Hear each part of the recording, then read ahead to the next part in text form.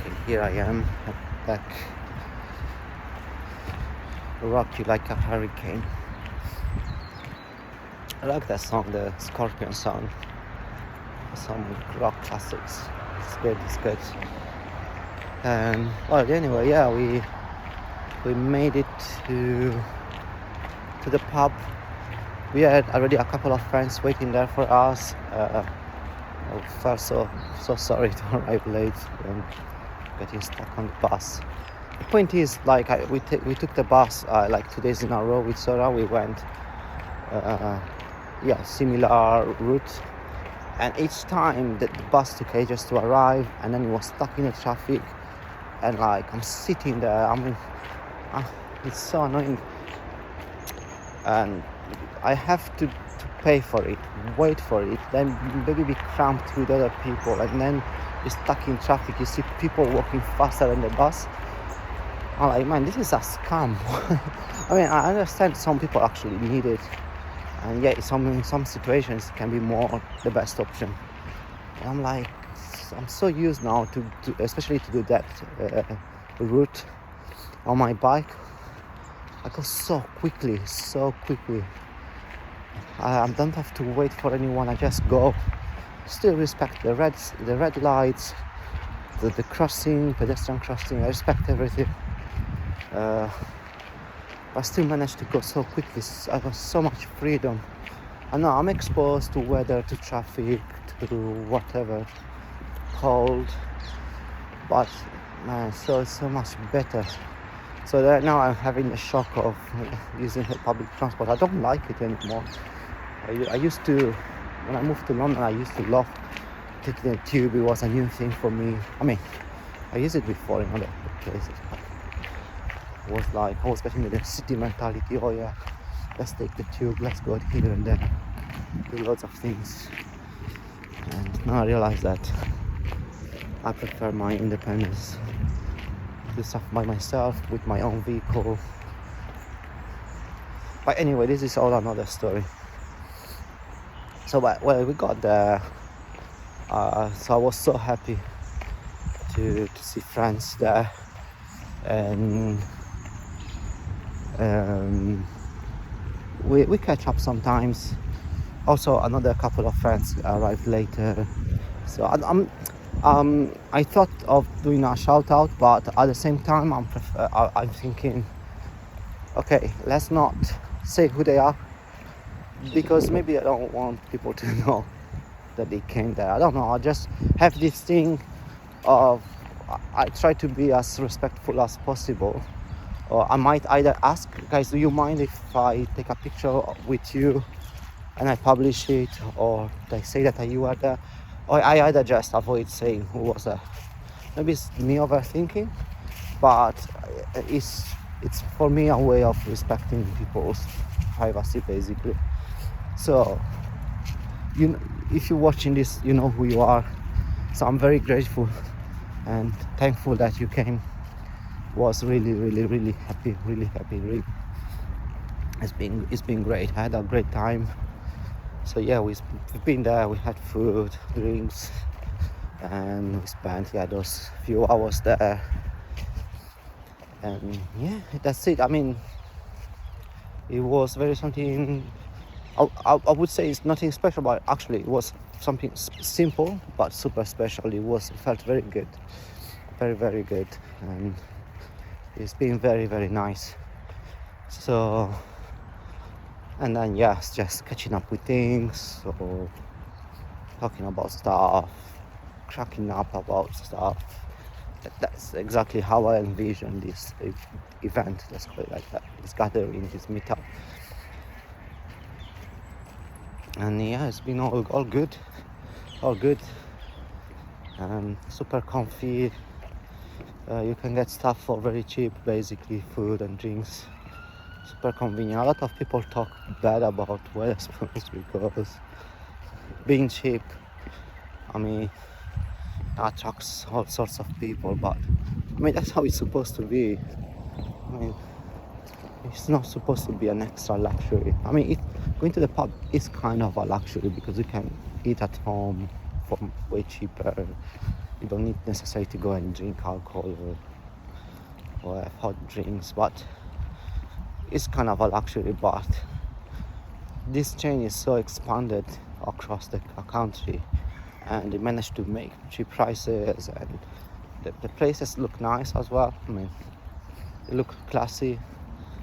So you go in, you have total freedom. You find you go either at the bar, you find yourself a table, and that's it. If you want something, you go, you order at the bar, you have to the app, and then that's it. You consume your stuff, you stay as long as you want. Nobody tells you anything. So much freedom. When I went to one of these pubs with my friend Daniele from Italy, he was so psyched about. So you just enter. You don't have to say hi to anyone. Nobody asks you anything. You just go in. You sit. You do what you want. Not even speak to anyone. You get your food on the table by ordering on the app. Nobody comes and asks you how's everything. It's not like a traditional restaurant experience. It's like open pub. Do whatever you want, but it's good. I like this kind of freedom, flexibility, and it's good. It's also a cozy place, and I understand maybe some people just go there, spend the day there, maybe because they would be, I don't know, meeting up with mates or just spending time by themselves, but surrounded by other people. And yeah, it's good. I like this. It's not in Italy. It's different. In Italy, it's different. We don't have this pub culture. Pub is probably just for going late night, and that's it. But here is actually a place where you can spend the day, even for lunch. You can watch sports, some of them, and it's nice. I mean, in Italy we got more this happens more in bars, where cafeterias, rather than pubs. You can get alcohol, but usually you buy like those drinks, or bottle of beer. Similar, but atmosphere is different. But yeah, anyway, it's been super nice having that. I usually don't do this stuff because, although it's nice, I don't want it to be a habit where I do it every weekend. I don't know. Now I'm feel so into my routine, my things to do. So I keep busy in the morning. I try to keep active and productive, like I am. And then usually now, I just relax in the evenings basically.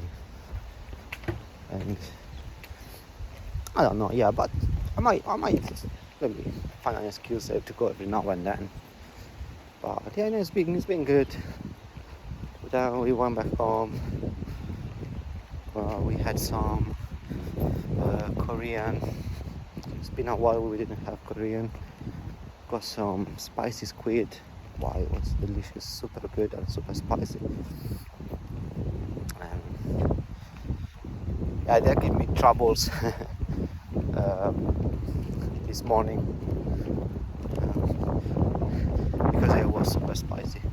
But yeah, nothing I cannot handle now. I got used to that kind of food. But yeah, it's great. It's so bright. It's so bright, sunny. Super shiny sun. It's good. It's good. What else? There are so many things I want to talk about that sometimes they come to my mind and I lose them.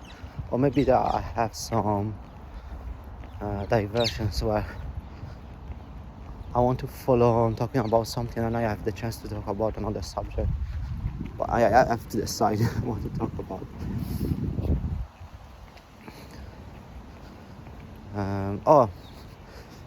another thing that's going on in my life. So basically in 2020 I made my second PC. So I assembled my PC. So basically this came from the need of making music through my computer rather than from my keyboard. Because I mean, I was dabbling back in the days with computer music, but I had a DAW that was passed on to me by a friend of mine. It was a cracked version, but I could never understand how it worked. I even had limited access to internet, so I could search a bit of stuff, but there was not much around at the time. This is a time, probably even before social media, it's like it was when you could maybe look up for stuff on forums. So it was so difficult. But yeah, so basically when I wanted to make music, I just had to grab the songs, and grab when I wanted to start learning keyboards, especially. Basically I learned most of stuff by ear, listening to Sonata Arctica, so getting like basic chords, like all these melodies, arpeggio patterns, solos, the sounds, recognize the sounds, the string sounds, the piano sounds, harpsichord sound, the trumpet sound, the lead solo, that was the sawtooth lead. And I was using like these basic keyboards with like the General MIDI 128 sounds. But yeah, so basically I could never wrap my head around all these things about computer music. It was too complicated for me. So I was learning like directly on the keyboard. So I learned how to program the keyboard, get used to the sounds more or less. And so I could make covers. I was using also my computer. I had through friends. I had Guitar Pro, this software that shows you the notes basically. And I have huge databases of Guitar Pro songs, and I could find out a lot of what I wanted to learn in there. So I could learn from there. That taught me as well a bit of visualizing the music, like on tabs or sheet music. And also I learned maybe how to edit all these programs on the Guitar Pro, to edit the music there, because I thought, oh, this sounds different to that, let me change it, and I learned how to write music on that. That was the closest first version of me learning how to use a kind of DAW sequencer with MIDI notes basically. But yeah, mostly I was playing on my keyboard, and at that point I could only record audio out from my keyboard mostly. So that's how I did my first keyboard recordings, literally just playing it live with the audio. Until when I moved here, I had a friend, my friend Ruben, who went to do this uni. I did 1 year only there, while we were doing all this stuff, DAWs. They were teaching us Logic at the time, but to me it was still so confusing. I wanted to stick with Cubase, I was more used to that a bit. And so basically I was using his computer, first of all, to do my first recordings for the first Grimgods EPs and for the Skyward EP. And but then for the first Grimgods album, we started coming up with the idea of having like the orchestral sounds.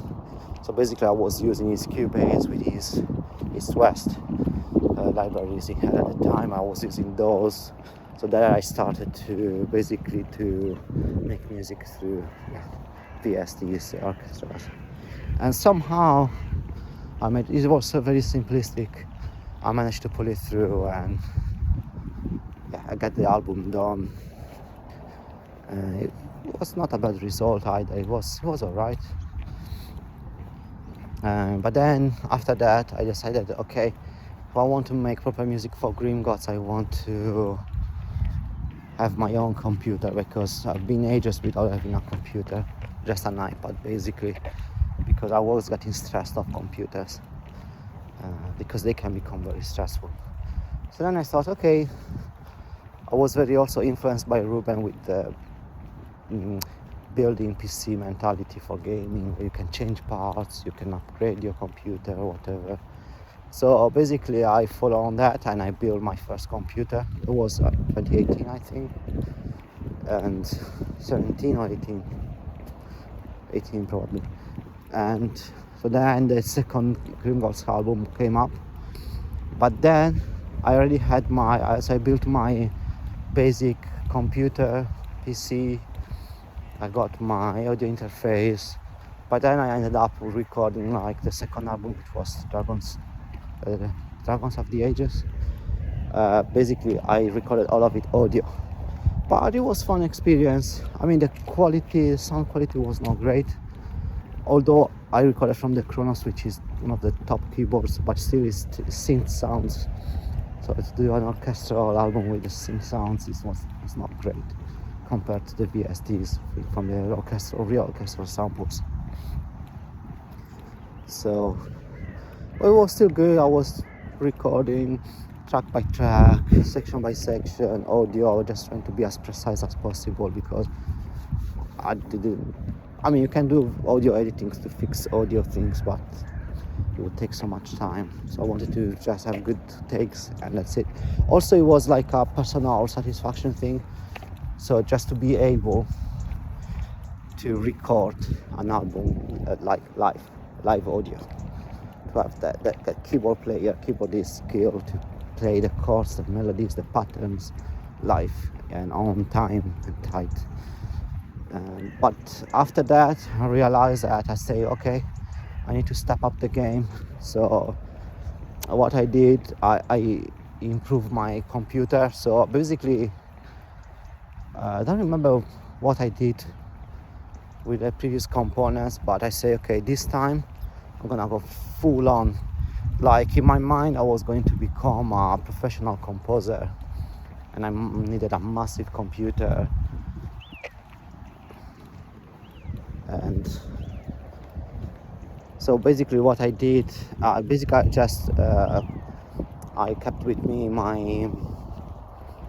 the chassis, the box basically of the computer, and I did a lot of research. I was watching videos of composers, getting down into all the technical stuff. So basically I ended up having a list of whatever, so everything I needed. So I came up having like this MIDI tower, MIDI as not the MIDI music thing, but it was like the mid-sized tower with a motherboard. Put in there super powerful processor, i9 10th generation, 20 cores. Four 32 gigabytes RAM pieces, slots. So 128 gigabyte of RAM, not 2 times 2 terabytes M2 storage. So it was pretty powerful. And then I bought the original Cubase, the Pro version, so the most expanded version of it. And then I bought myself the Spitfire BBC Symphony Orchestra library that it was coming out at that time. So I thought, yeah, I'm gonna have a pro orchestra there. And plus I used also the subscription for East West. Basically in 2020 I spent a lot of money on building my computer, knowing nothing, just following tutorials and doing research on the spot basically. And then how to set up my computer to optimize it for making music. I'm gonna cut this video to a new one.